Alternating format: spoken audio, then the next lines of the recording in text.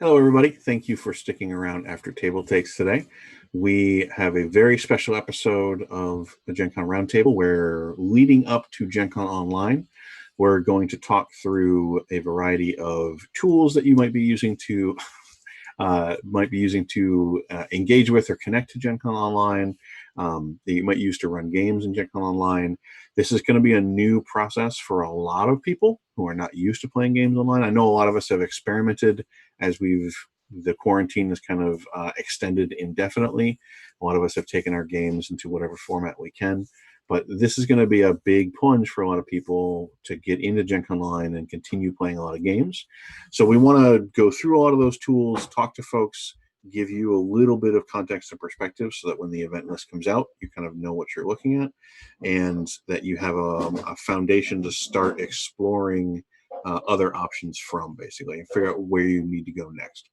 So this week, we're going to talk about general tools that you might use for just about any game, a lot of audio-visual chat services, some text chat services, kind of a few different things. And I am joined by Bonsai Baby, who should be familiar with everyone who is a regular on the channel. She is a partnered Twitch broadcaster and Discord partner, and in all caps, nerd. You may also know her from such wonderful shows as Table Takes, which you hopefully just watched. We're also joined by Toby Drury, the lead dev for D20 Pro. You're an old friend of mine, so thank you for doing me the favor of coming out and joining us on this. Thanks for asking. How are the two of you, maybe before we get into the particular platforms, how are the two of you adapting to playing online, or adapting to our new normal, as it were? My life has not really changed very much. I don't know what that says about me.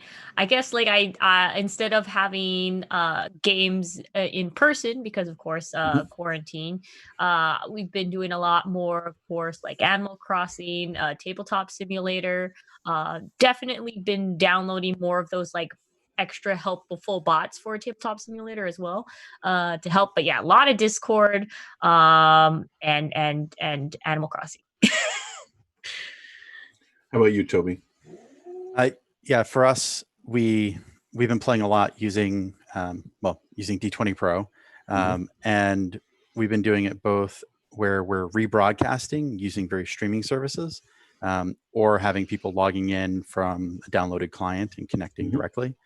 So, with the streaming service, it's very much the "can you move my token for you" model that you'd have at your face-to-face game. So a lot hasn't changed in that regard, in that the players still ask the GM to move their stuff. Well, I know you were also running a lot of games even before quarantine, even years ago, because you, if I recall, had a pretty ridiculous setup at your house of a virtual table and some cameras to have different remote players kind of dialed in at any given time. Yeah, exactly. When people couldn't make it because they're traveling or whatnot, then they could use a tablet and basically have a seat at the table still and see the same thing that everyone else was seeing. And so combining, we've been using CUC.me, then eventually, ICQ, and then moved on to Skype, and now into the world of Discord and everything else. And yeah. So did you ever take that plunge and attach the tablet to the top of a Segway so it could just kind of go around your house like they were really there, or no? No, we assigned one of the players to be the legs for any remote players. So you had a partner. It was a buddy system. Okay. That way, when we all moved to the kitchen for snacks and refreshments and whatnot, and general non-table talk, our remote players were able to participate just as much.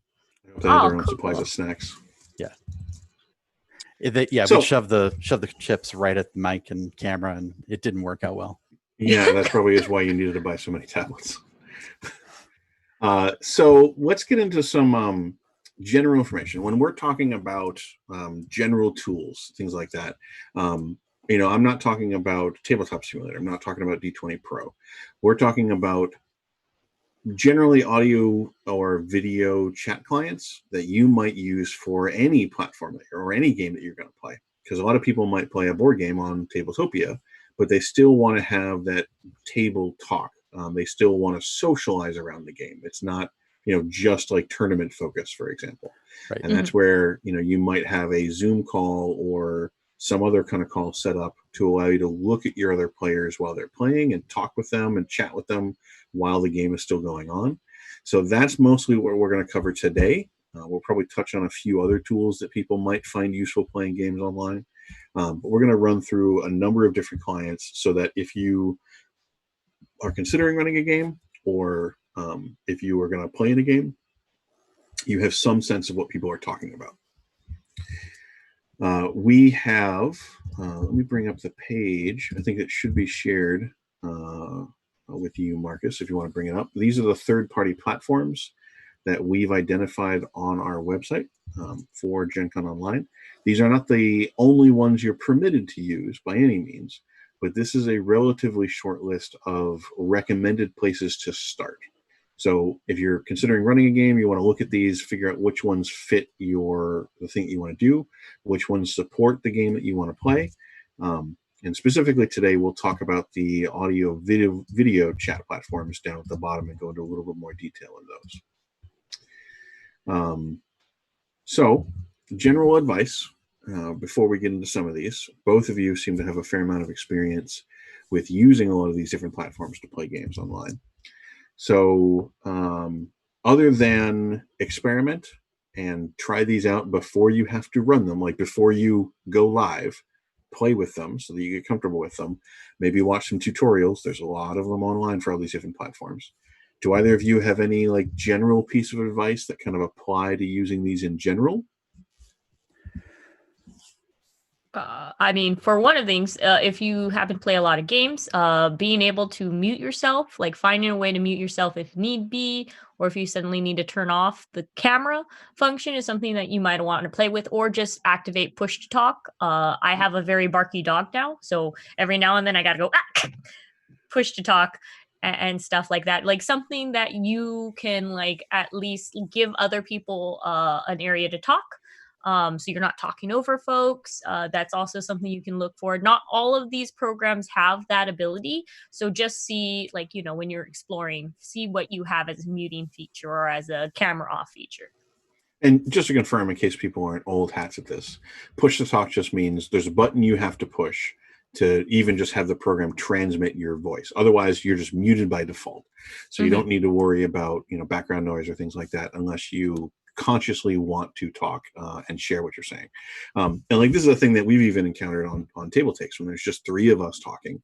A lot of these programs, if multiple people are talking at the same time, just overrides everybody else and nobody can hear anything.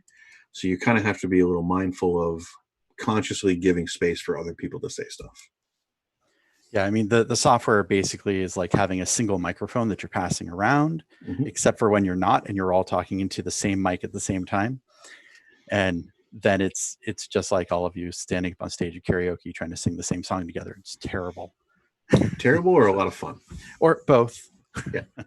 So, that's the thing is, again, if push to talk is enabled or available, consider using it. But even if it isn't, when it's not your turn or when you are kind of stepping back and some other people are having a conversation, consider just muting yourself so that even if you're not going to say anything, that your background noise doesn't end up kind of overriding their conversation. Something else to note. Oh, go ahead. Go ahead. No, Something else to note is, see, this is where push to talk would have been very helpful. The host on a lot of these services has the ability to mute everyone who isn't the host. So if the host needs to narrate or keep everybody contained temporarily, it's a good way to do this.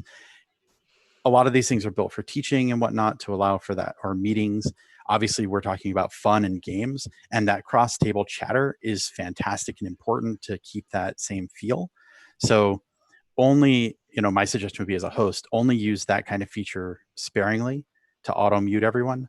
Otherwise, they feel ostracized and left out and not able to crack jokes or, make comments.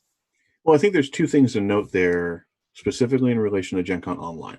And one of them is, remember that not all events are games, and they're not all going to have the same kind of table talk. So if you're hosting a seminar, or probably more accurately a workshop on Zoom or something like that, where there's a limited audience and you're giving kind of hands-on experience and instruction, very much like teaching the class, that might be a situation where you do want to mute people by default because Right. you are presenting to them, and then when they have a question or when you're turning your attention to them in turn, you can unmute them and they can kind of talk back to you. But also keep in mind that a lot of these platforms will have other chat features, and it's a thing you need to adapt to, I think. But when I took a number of my games online, I found that there was a very interesting behavior in that the games that I was playing that had a lot of players, like 5 or 6 players, um, we're playing L5R or something like that. There's a lot of scenes where a couple PCs are in, a couple PCs, or maybe it's just my group that always likes to go off on their own and split the party. But you end up having these groups that, you'll focus on a couple people, focus on another couple people. At a physical table, the people who aren't in a scene might lean into each other and just kind of chat and have a conversation. They can't really do that in the online game because they're going to talk over each other and kind of ruin things. But having text channels for people to discuss things with each other has worked out really, really well, I think. It had this weird element of it increases the volume of table talk, but takes it and puts it somewhere else so it doesn't disrupt the main game. So the main game seems a little bit more focused sometimes. While everyone's still cracking jokes and having fun in the background. And then as the GM, it's been very interesting and amusing for me because I can't focus on that table talk at all. So it just doesn't exist as far as I'm concerned until the game is over. And then I can scroll through, and I think I've shared the story before of I love going through the memes that people have shared during the game and trying to guess and remember what scene those were in reference to. My players really like making fun of all the NPCs that I throw at them. So it's interesting. It's a thing you have to get used to. It's one of those things that's different for playing online, but it is important to remember. I think is another important thing to note while you're signing up for all of these things. Double check what information you're listing, especially if you try to integrate this with your Google. A lot of people integrate all of these things into their Google account and then don't realize that their actual full name is presented on that area. And, like there's a lot of information that could be accidentally revealed. So just double check on what information you're typing in, what is made public, if whatever you're using, if you happen to be using something on a mobile device, if it specifies your location whenever you make a post. So that's just general information of safety in general. Yeah. So like on that note, just this is where you definitely want to try these out before you use them for your players, because you're going to want to know what of your information is shared. But if you're the GM and you need to get your players connected, you also need to confirm what of their information you need to get so that you don't ask for more than you need. Like if you don't need the email address to get your player connected to your thing, don't ask them for their email address. If your system is going to give you a link that can just connect them, then just give them the link. But also, just note that when they connect, is their Discord username displayed?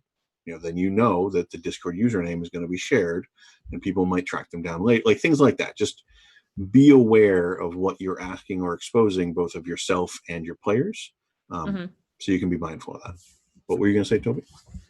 It was unrelated to the security side. It had more to do with keeping in mind as you're trying out these technologies that you don't have to settle on one. Sometimes you'll find that a streaming thing is perfect for you to run your game and share the visual components when and if you need them.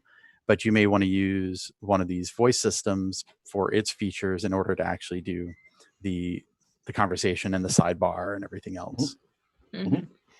Yeah, I suspect a lot of games are going to end up using multiple different platforms at once.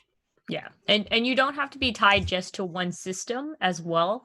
A lot of consoles, your phone or your smartphone and computer can also be used at several, like at exactly the same amount of time. Like I know there's some where I play my video game or whatever get my visuals from the computer and then have my voice transfer from my cellular phone. So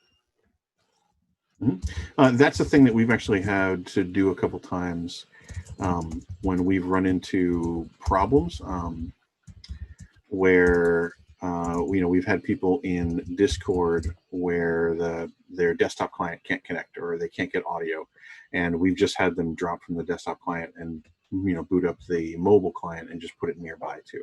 So, having backups is useful, but a lot of folks will have backups at this point because almost all these services have a mobile version that if your desktop just isn't pulling it or it doesn't have a camera or whatever else, you can probably use your phone instead. I would just recommend plugging it in so that it doesn't die partway through your game. Yeah.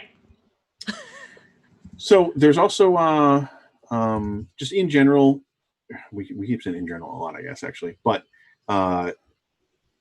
search for YouTube tutorials about stuff. A lot of what you want to do, somebody else has already tried to figure out. There's going to be resources out there for you.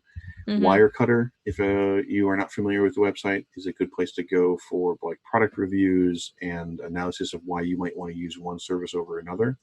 And considering the current time, they have a number of different articles that are different recommendations for how to handle video conferencing, from what is the best video conferencing software to what webcams to get to what lighting to get. We'll post some of those links in chat in a little bit. But if you want to kind of do some research on how to improve what you have, again, as either a GM or a player, you're going to want to check out some of those things and do a little bit more research. You have some time between now and Gen Con Online, so spend it getting used to stuff. Don't wait to the last minute to jump in. Why don't we get into some of the individual platforms, unless either of you have any general advice you'd like to share? I just want to caveat that the lighting and everything is optional to make sure that people are, realize that while you're suggesting these to improve the experience, it's not required. It's a lot of the cameras are very good. And while I am washed out compared to the two of you, I'm pretty sure that's because I'm on a little laptop. And but so this gives you a sense as you're viewing this of the difference between somebody using lighting versus not lighting. Lighting or even green screen, even because this over here, by the way, I'm not actually at Gen Con. Oh boy. Surprisingly, there's a whole background behind me. Oh my goodness. You're showing behind the curtain. Behind the curtain. But yeah, Toby, you're on a laptop webcam. It's not bad by any means. Totally serviceable. I am actually on my phone being used as there's a very complicated string of devices that I have tried to do to improve my camera quality. But I've also, I've put my lights behind that camera. I have dimmed the light above me. I've drawn the curtains, and this video quality that you have here with me is way better than it would be if I hadn't taken those basic steps, and they weren't expensive or complicated. It just took a little forethought. So if you plan your event, your stream space intentionally, I think you'll be able to get through a fair amount. So let's dive into Discord, which I think is going to be kind of one of the most recognizable. One of the most gamery, widely adopted options. So this, Discord.com, if you're not familiar with it, but you've heard about Slack, the joke that I always make is that Discord is Slack for gamers with a Z. It's like Razer could have put this out, basically. You set up a server, you have a lot of different channels, that has a lot of power, there's a lot of integration and stuff like that. But at a basic level, Discord.com, it's web-based, has a mobile client or a desktop client, it has mobile apps, so you can kind of get it wherever you need. You join multiple different servers. There's a lot of options and choices there. And it's free for everyone. Although, Bonzo, you may know more. You can pay for like a boosted server or something like that, but yes, you can pay for boosted premium services that will just basically give you more access to do more, have a higher quality. You can also like video call and do other things as well. This stuff is given to me because I am a Discord partner. So like if I do like a video call with somebody, my quality of video is much more better than somebody who just uses the free program, and such. And there's just a lot more also added bonuses and bots that you have access to as if you get the premium account, but you really don't need it right off the bat. Like you can just if you want just the basics of here, I want to talk to my friends, I want to go ahead and have somewhere that I basically like make a chat room. And things like that. That's what's offered to you for that. Yeah, the video quality without an account, I think, is locked at 720p, and you can get upwards of 4K, whatever your source video is for your screen, with the Nitro account. Mm-hmm. And the if people are thinking about going that route, it's worth noting that it's not like an annual thing. You can pay for the month that you're running games at Gen Con or playing or whatever, if that's what you need or want. The Discord's interesting in terms of ease of sharing because it generates very convenient link codes. Oh, which reminds me, so the actual URL for them is discordapp.com, just to straighten that out so we get that. Oh, well, discord.com resolves to their website. Okay. It didn't used to, which was fun. Well, because they used to have like discord.us or something. No, discord.gg, I think is what it was. Yeah. And then they moved it over to discord.com, and I think it was funny. Excellent. If you go to the discord.gg site, it would be like, it's .com now, and then it would redirect you. Great. A lot of them have a lot of that has been kept in mind. So like now they have like basically you don't even have to copy and paste. They're like, hey, what platform do you want to share this on? Boom, we'll just put that information with your if you happen to integrate it with your Twitter and or Twitch platform. It's just like, bam, there you go. I'm just gonna give you a direct. I think Discord is unique in a lot of the tools that we're going to discuss because there's two ways that you can use Discord. One is you can just set up a direct conversation between a number of participants. You can call that conversation, and it's text. You can make a video call, all that kind of stuff. But you can also set up a Discord server, and I think that's what we were just talking about with links and whatnot. And that might feel like it's more involved than you strictly need for this, and it is, but setting up a server does provide you with a lot of interesting functionality. You can have multiple channels. Like I run a vampire game on Thursday nights, and we have a number of different channels in there. One is for campaign notes.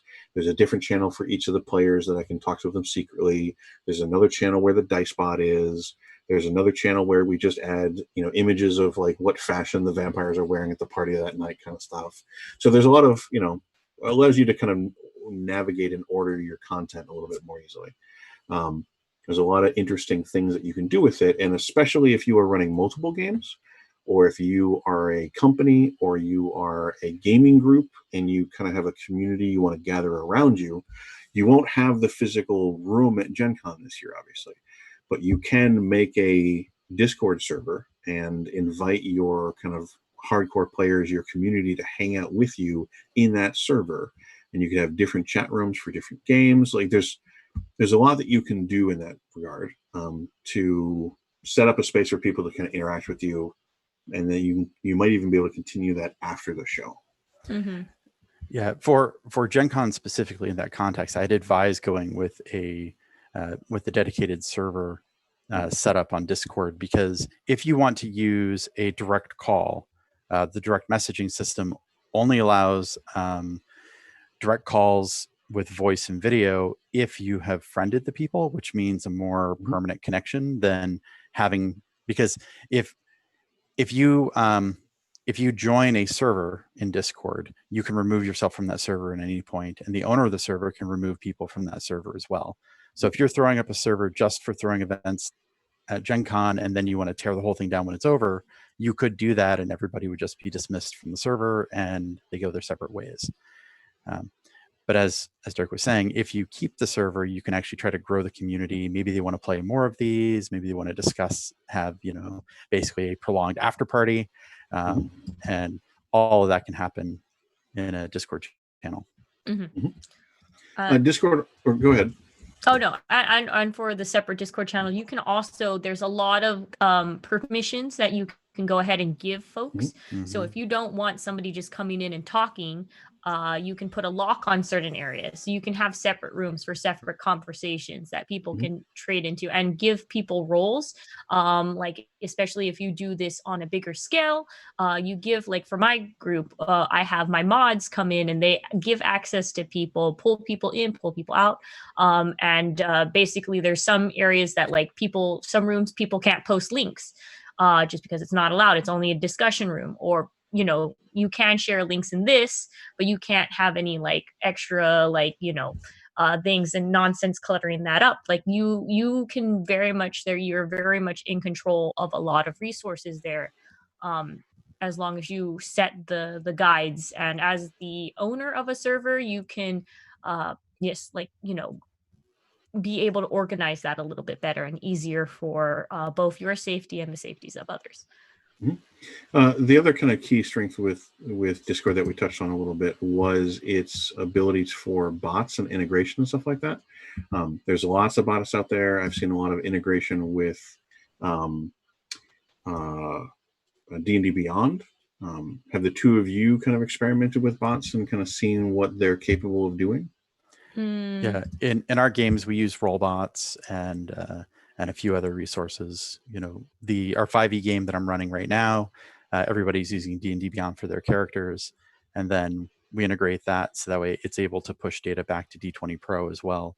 So when they do rolls from their D&D Beyond characters, that goes to the roll log in our Discord channel, which also then sends me information to a listening port.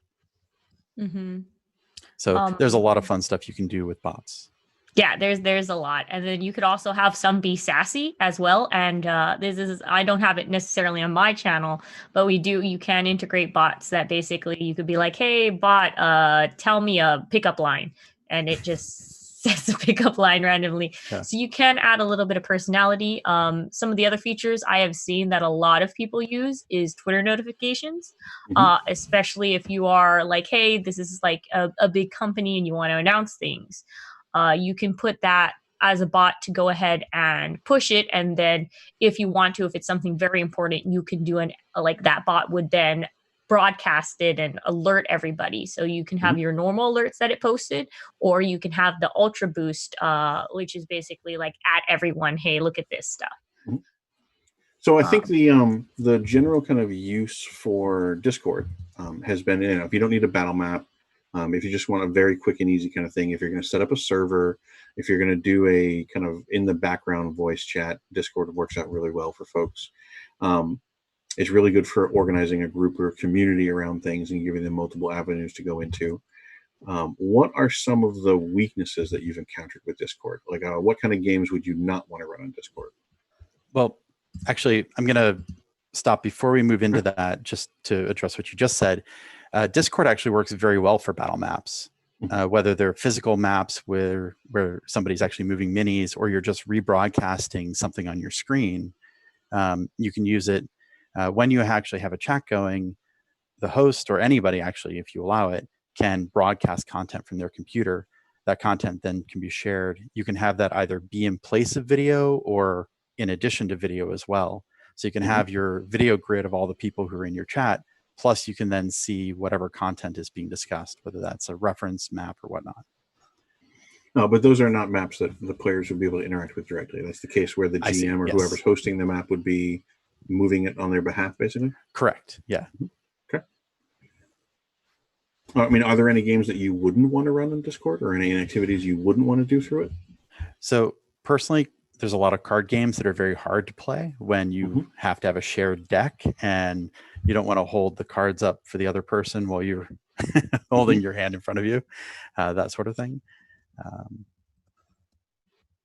Let me see. I was thinking for this, like it's definitely, I would say Discord is more used for the hearing ability and not so much for the seeing quality of things. I have experimented before, like playing videos and getting screen grabs and playing games and just going live on there, but it's not always like the best connectivity.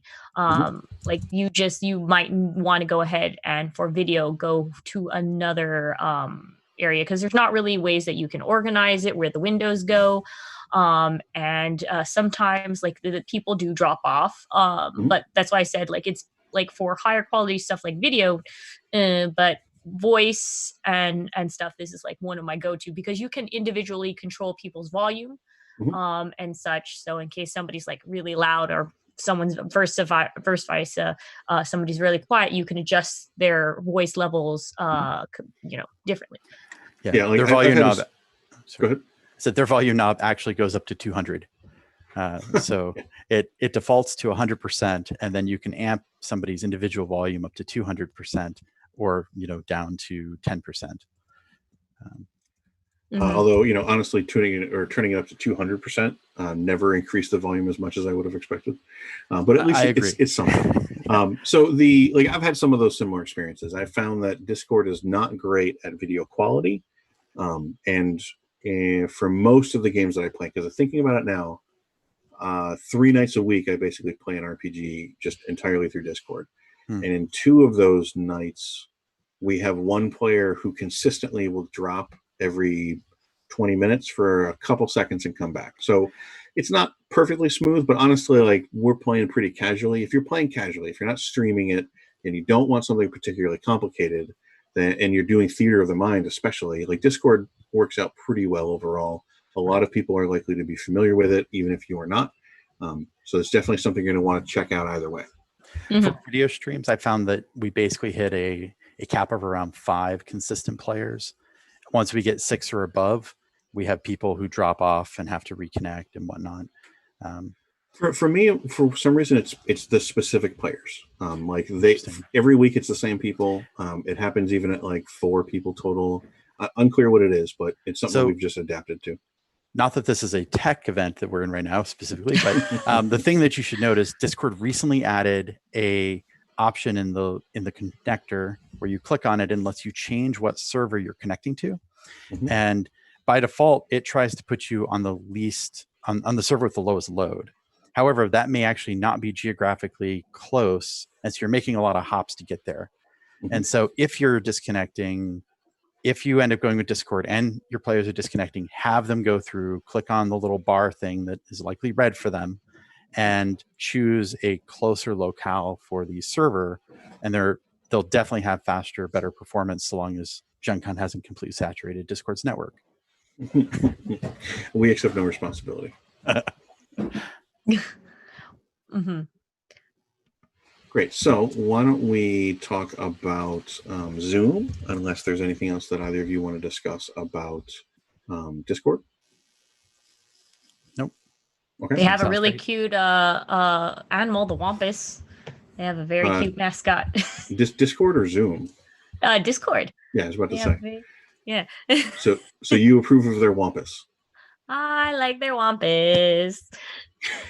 So then Zoom, to get into that, is probably the other, like, very widely recognized thing. Like, this is definitely the zeitgeist of the moment is Zoom, because we're all hanging out in the Zoom a whole bunch as we're trying to get through this. And, like, I feel like that's because of its combination of stability and video quality, basically.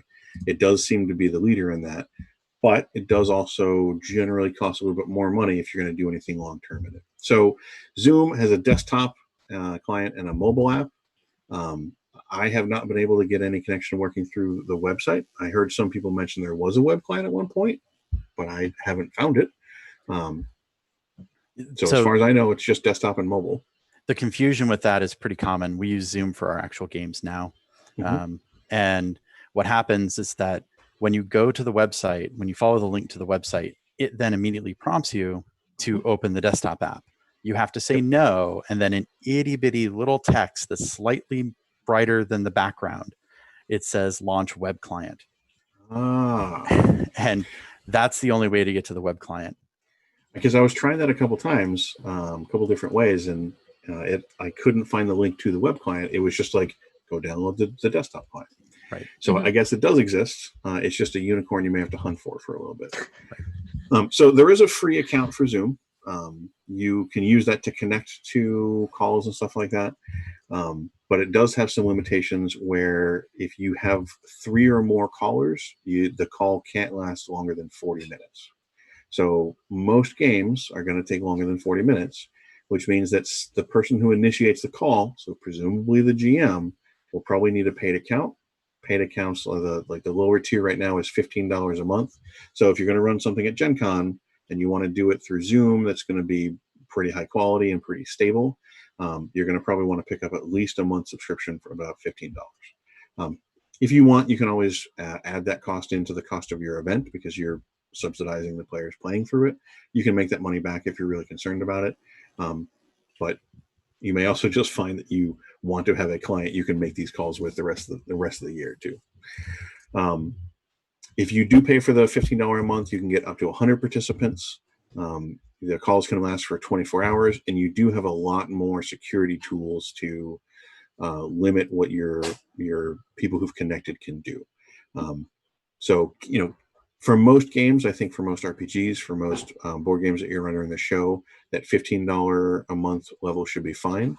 But if you are doing a very large seminar or workshop and you want to have more than 100 participants, you may want to find a different platform or figure out what other tier of Zoom would be more appropriate for you. Also worth noting with Zoom is Zoom gave educational institutions and educators free accounts for the foreseeable future, until the reasons for quarantine have passed or they deem otherwise to pull it back. So a lot of people actually have access to Zoom, and you may not realize you have access to Zoom if you're affiliated with an educational facility in any way, shape, or form. Especially considering the number of teachers that are in the gaming industry. Exactly. So what are some of the strengths and features of the Zoom platform, other than the stability and quality that we've kind of discussed? Personally, I really love the user grid. So the grid options for displaying all of the people connected to a game is by far one of my favorite. You can make your square grid, you can make a freeform grid, you can have it only show the most recent people who've spoken. With my own groups, when we use it, the main reason I use it is actually because I can have that user grid always sit above whatever else I'm doing on my computer. So no matter what I do, whatever windows I open, it stays in the front. And so they just live on one edge of my screen, and I can always see every single one of them. Because I think you're screen sharing at that point then, right? Yeah, I'm screen sharing at an application level. And so, which leads into a negative, but I'll touch that when we get there. What about you, Bonsai? Well, of course, just with the video, like just the video quality is very stable, in my opinion, over a lot of other clients that you can use. I also like that if you do want to go ahead and have a chat function up, it doesn't it's not an either or situation, because there are a lot of people like, hey, you got to close your video to see what's actually being posted. This one has it nice and neat. You can just choose how your platform looks, and then have your chat just be a clear, nice, clean box on the side that popped, either you can make it pop up or just have that chat displayed at all times. Cool. It's something that we use a lot when we're trying to just send something back and forth as we're going and doing the shows and things like that. What are some of the weaknesses or challenges with Zoom that you've run into? I mean, Zoom has had a patchy history with security and privacy. Yes. And that has turned off a number of users. I know a number of friends of mine simply won't use Zoom at all, which is one of the reasons that we're on Discord for some of our games. But what about the two of you? Toby, you mentioned that there was something that you ran into when you're sharing. Yeah, so Zoom's video share for applications, when you're sharing basically an application window, doesn't play nice with other windows. So if you have a shared application frame and another window is over top of that frame, the share will actually include a black slate of the other application, because what they're actually doing is just sort of screen grabbing a section of your screen and rebroadcasting it. But the invading application isn't part of that share, so it gets blacked out. The simple solution to that, if you have access to a second monitor and you're going to do a screen share, put whatever application is going to be shared on the second monitor and don't put anything else over there. And then that's interesting. I wonder if that's OS specific, because we were testing some of that. We've done some screen sharing in the past, and I don't think that there was a problem when I was screen sharing through Zoom, but it may also have just been because I was screen sharing the whole screen. Right. If you share the whole screen, everybody sees everything, and that includes any windows. But if you're just sharing an application frame, so in my case, when I'm using a share, I'm actually running a player view of our tabletop, and then I have a GM view with all my view and everything else that I want to do. And when I was running it on a single monitor, just so it was all directly in front of me, I would just switch back and forth, and that was resulting in them getting a bit of a blacked out frame. Okay, so something to keep in mind. The other thing for Zoom that's probably worth reminding people who may not have been on the internet a ton lately, is that Zoom will give you like a personal meeting room link. One, don't use that for any games that you're going to run for people that you don't know. So if you're running something for strangers, don't use that link. Two, don't share your link to your rooms until, only with the people you're going to play with, obviously. But also, like, don't share it until you're ready to run, just to reduce the likeliness. There was as we were all getting on Zoom and getting used to Zoom, there was kind of a rampant string of people trolling where they would pop into other people's meetings and just be jerks and disrupt it. So you do want to try to put some basic controls on, like requiring people to get your permission to enter, having a unique link per different session or game that you're going to run, things like that. You're going to want to plan ahead for some of that stuff. The other thing that a lot of people don't realize with Zoom is that Zoom has a very clean and efficient password system. And the password is not given out publicly, even if you send out a link that has a password. Mm-hmm. What happens is that link is part of the encoded bundle for the link code and will only work for the session that is associated with the password. Mm-hmm. Or you can have the link code not include the password and they have to enter a password. So when you've validated somebody's ticket or whatever, you send them the password and they can actually join you. Mm-hmm. That sort of thing. Also worth noting, Zoom has obviously been in the news a whole lot about security and all the rest of it. Quarantine has been interesting to the technology world because a lot of people who normally are commuting and perhaps a little bit busier than they otherwise would be are not. They get up in the morning and are at work. And so this seems to have translated into a complete abandonment of normal security protocol where an individual discovers or a group discovers a flaw, like Zoom was using a different encryption than what people thought they were using. Normally, a company has 2 weeks, so 14 days to respond to that. Zoom got 7 hours before it was published. And published with well, I emailed them and they never responded, so they suck. So we do want to be careful. Do your own research. Look at what you're concerned about with security on all of the platforms we talk about, because it's worth noting the security levels will differ based off of what you need. Mm-hmm. I guess for me, one of the weaknesses is that you can't lock your videos in a certain spot.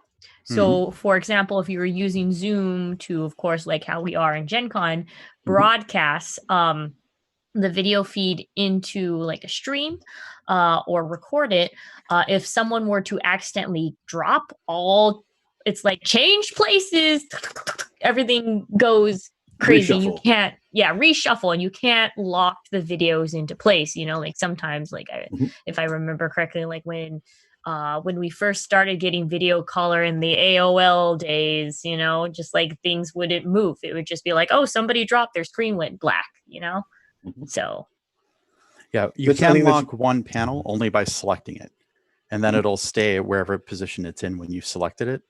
But if somebody drops out, they'll they go away and it changes the scale. Yeah, I think that's mainly a thing to consider for folks who are planning on streaming their games.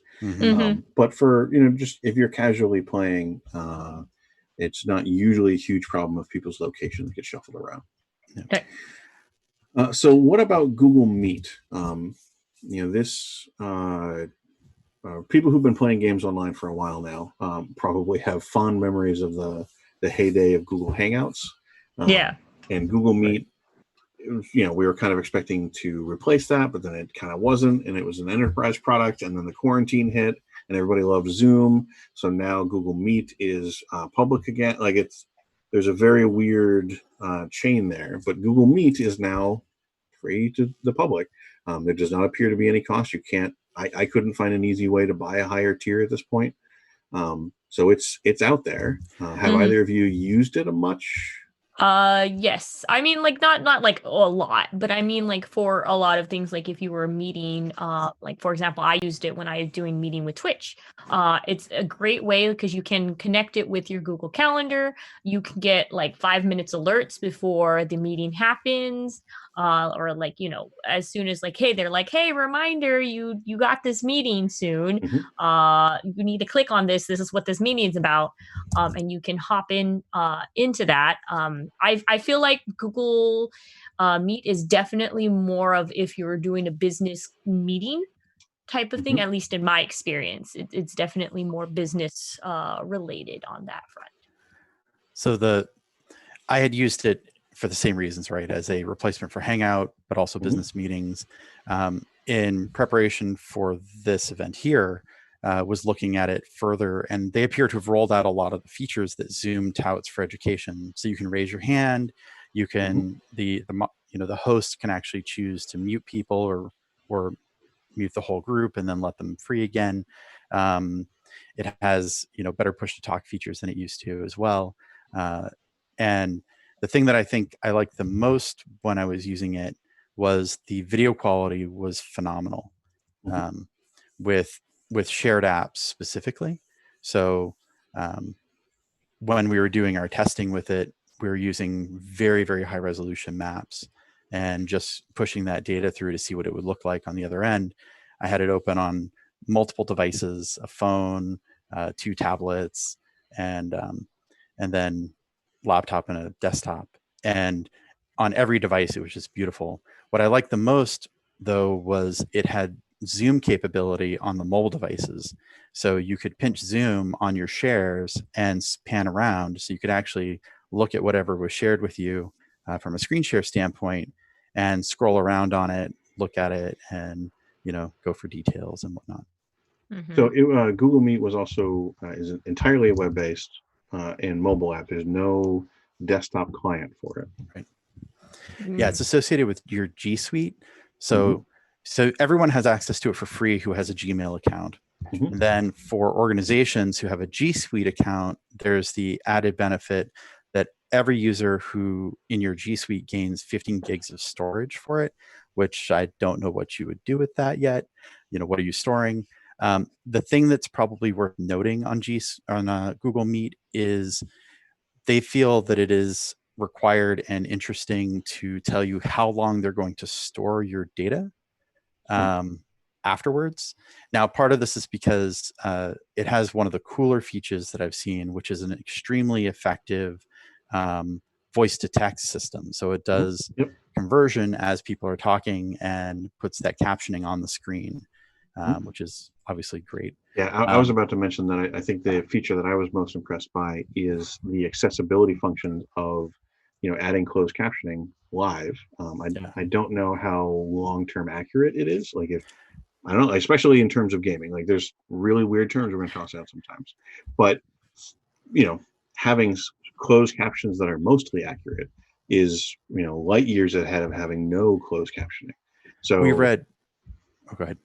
No, you said we read the introductory chapter from Pathfinder 2 core book, and it handled just about every word. Wow, sweet. So wow, that's good. Yeah. So I mean, like Google Meet, I think is a really good one to try if you maybe miss Hangouts, but more specifically, if you're going to do something that you want to make accessible to folks who might have, hearing impairment or damage of some kind. If you want to make your game a little more accessible, or if you're going to give a presentation and you want to make sure that people can still follow it, even if they can't hear the audio for whatever reason, Google Meet might be the best choice in that case. Actually, we left something out. Sorry. In the previous discussion with Zoom, and Meet is reminding me, both of these have the capability to do breakout rooms. This ties back into your discussion about letting people have a sidebar. So if you have a group that splits for some reason, or you're running a game where you need to have the ability to break people up into small groups and have them talk to one another, both of these platforms provide the capability to, as a host, to separate your attendees into smaller groups who can discuss, even perform screen share and various things between themselves, and then call everyone back into the larger group to continue whatever the group social event is. I think, sorry, just hopping back and forth with the closed captioning system, you do have to be aware a lot of, like, even just in general, a lot of programs that are being used, it's not going to be perfect. one of the bigger things to note, if you especially are somebody who speaks with an accent or has a list, a lot of these, like if your regular Google program or Google Translate can understand you, that's what you're going to get. But if you happen to have a speech impediment, it can mess it up a bit. So you have to give a little bit of a grace room. Like it is, like I will say, like Google does have a really good program to recognize your speech patterns and everything. But I have a problem with a lot of these things because certain words I can't say with my mouth. So just keep that in mind when you're using closed captioning. Or Tricky. do like what Bonsai does and keep somebody else nearby who can say the names and let you know how to say them. Say the names and the words in the proper human English language thingy. I don't know. Whatever. Yeah, Toby, that's just the running joke in Table Takes is a new name will come up in Bonsai, and we're just there to help give her the correct pronunciation as she's sharing the names. Support staff. Support staff. So Google Meet, like it doesn't seem like Google Meet has gotten the same traction that Hangouts had. Zoom seems to have kind of captured the moment here, but there is that closed captioning really makes me interested and hopeful that Google Meet will kind of continue to grow. I'll admit, from a somewhat cynical standpoint, I think that Google Meet, with the relaunch and the public access, didn't make it into the public eye because it came out with high-level encryption without a flaw. It came out with basically all the things that Zoom was making headlines for. Google Meet resolved before they hit the go button. So they were late to the punch, but they came out without any of the things that made headlines as a problem. So related to Google Meet, why don't we move on to Jitsi, which is kind of like a much quieter platform, much less well known, but ironically, like keeps popping up because Hawk Robinson, who we had on the show a number of times, is a very avid Jitsi user and proponent. Jitsi also did show up in that Wirecutter article that I mentioned, but I had always kind of just figured that Hawk liked it because you could download and run your own Jitsi server and like roll your own encryption and like roll up your sleeves and get into the code. And I was like, cool, Hawk, you have fun with that. But then when going through and testing it for this, like I went to the Jitsi website, I started a call, it was going, I could invite, like I didn't need an account, I didn't need to set anything up. So in a lot of cases, this might be the lowest barrier of entry of a number of the services that we're talking about, because you don't need to configure a whole lot. This is web-based and the mobile app again. Maybe I'm the only person left who likes desktop clients, but there is no desktop client for this one either. Although again, you can run your own server if you want, and it is also completely free. Have either of you used Jitsi in any capacity? I'll be very honest. I have not even heard of it until today. Well, you're learning something new. That's what we're here for. I only used it in testing, as you had mentioned it here. And for me, the funny part of this is I'm going through and I'm testing it. And I was really impressed with it, how well it worked and whatnot. And then also realized that the user interface for it was almost identical to Google Meet, and then did a little bit more digging and found that Google Meet is built on top of the Jitsi library. And then as I was digging further, discovered that this ICE4J library that I've been doing research on for the last couple of weeks for my own work is actually part of the Jitsi project. So found that Jitsi is interesting because it could be a lot more for a lot of different people, but in terms of Gen Con context, the Jitsi Meet is pretty solid, looks good, can be deployed on your own. If you're a company, you want to put something up and keep it forever, you can. Or if you are running games and you've given the option, Jitsi might be a good choice. The fact that it's not very popular right now in terms of well-known means that its servers may not be super saturated, which could work out well. However, we probably need to find out more about its server environment to know whether or not wide adoption for Gen Con would be a problem for them. Yeah, well, in talking with a few other people, who have been using some of these online platforms, even amongst the folks that we know, most of the people who had used Jitsi in the past did find that it had some stability issues. But then you doing your kind of research with the relationship with Google Meet suggested that the Google can continue to develop and improve things may have helped improve that stability situation. So we don't necessarily know yet, but the fact that you can start a meeting without an account, join a meeting without an account, and just have a very easy throwaway, let's go sit down at this table kind of experience, makes me think that Jitsi may be a really good choice for folks who are concerned about privacy and are concerned about like the distance of data between themselves and their players, basically. Right. So it might be one to check out, even if it's not going to be the most popular platform. And its link codes are interesting. Its link codes are actually understandable words that are randomly strung together. Whereas with Zoom and a bunch of the other services we've talked about, the link codes are a random string of characters and numbers that you're going to want to cut and paste. This one creates a phrase that is your link code. And while not terribly different in the long run, I think it's a lot more enjoyable, a little bit more user-friendly. Okay. Well, so let's talk about one last platform that people might want to consider, and that is Cisco Webex Meet, or Cisco Webex Meetings. And this is another kind of enterprise solution that is providing kind of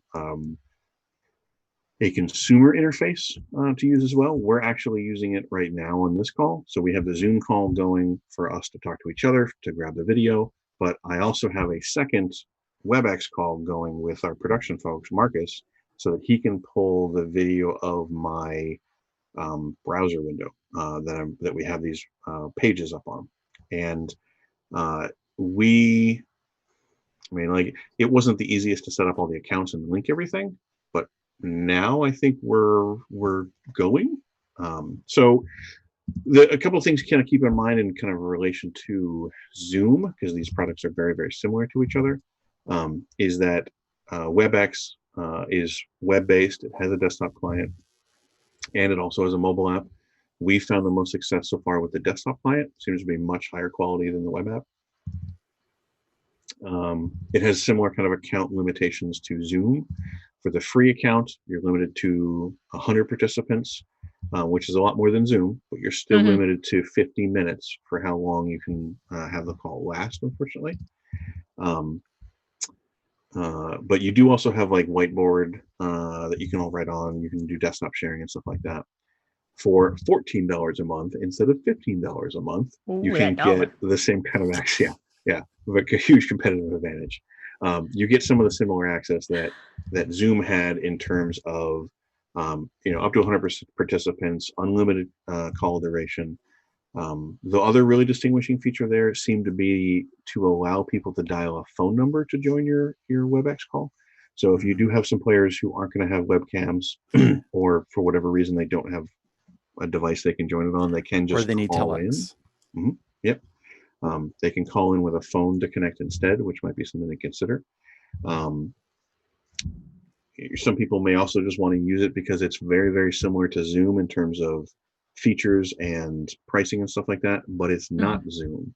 So if you were particularly concerned with Zoom's security, either in the call or in the application and the kind of permissions the application would require on your computer, WebEx may be a viable alternative for you. It's worth noting, like the Wirecutter ended up recommending WebEx over Zoom, reversing their original recommendation because of those security things. Zoom has it's tech, it's constantly developing, but people who are particularly concerned about it, this might be a viable alternative for you. So we used WebEx for the beginning of our campaign, and we ended up switching to Discord and then eventually switching to Zoom. And the rationale was, in WebEx, we had a couple players on lower end computers who couldn't reliably connect. So it was taking them a long time to connect. And then in Discord, we had a different group of players who would get disconnected due to server issues and then reconnect. And then Zoom, is more stable.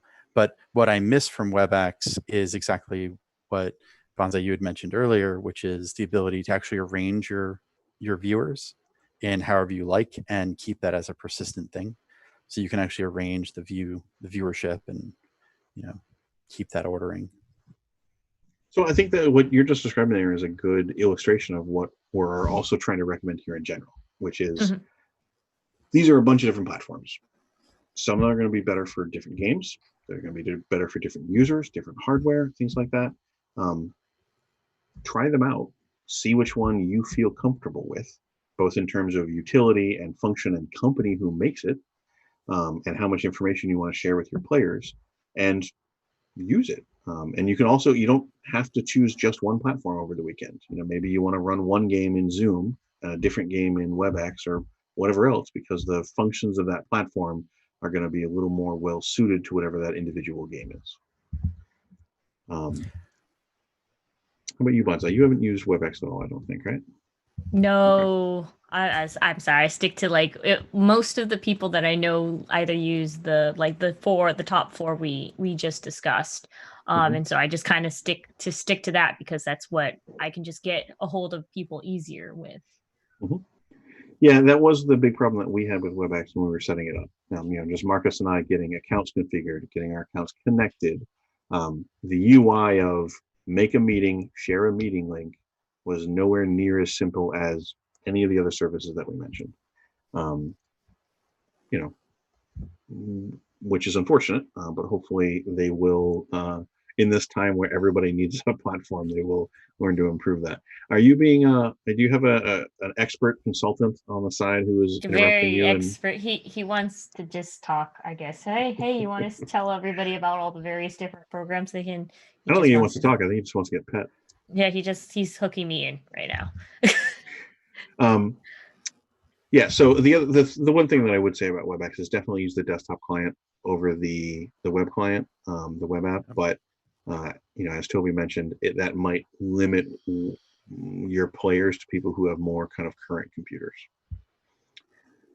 And I guess unless we have anything else that we want to say about different platforms, we have finally reached the end of our tour of all these different tools that you can use to have a video chat, audio chat, screen sharing, text chat, text coordination, bot integration, all that kind of stuff.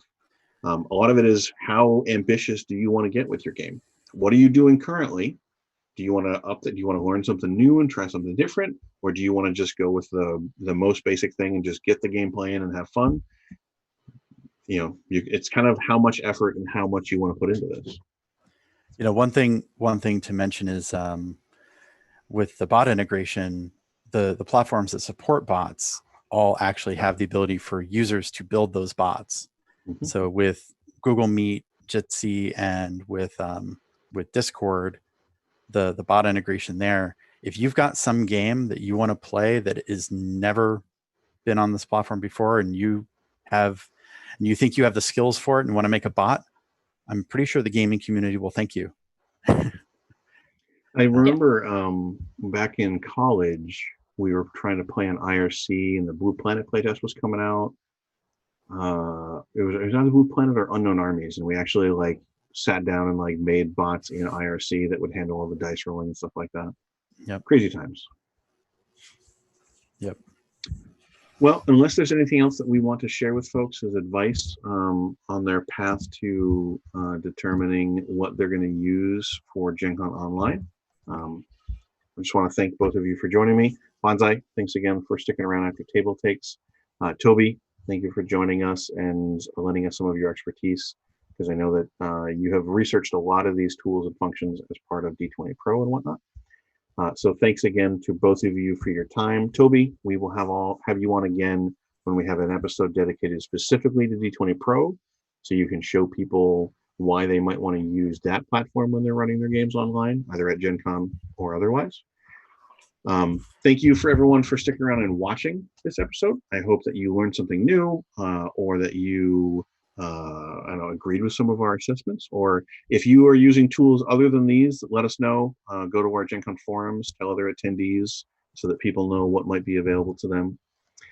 We have a lot of other streams, so make sure to pay attention to the channel. On Monday nights, we have Board Games with the Brothers Murph. On Wednesdays, we have This Game Gets Dicey and Fireside. On Friday, we have Table Takes and the Gen Con Roundtable info streams that will be going up through the convention. So remember to follow the channel, subscribe if you would like to, turn on your notifications so that you know when we go live. If you ever miss a show, it usually goes up on YouTube about a day afterward. It's also on video on demand on Twitch, obviously. And thank you again, everybody. I hope to see you during Gen Con Online running and playing as many games as you can fit into your weekend.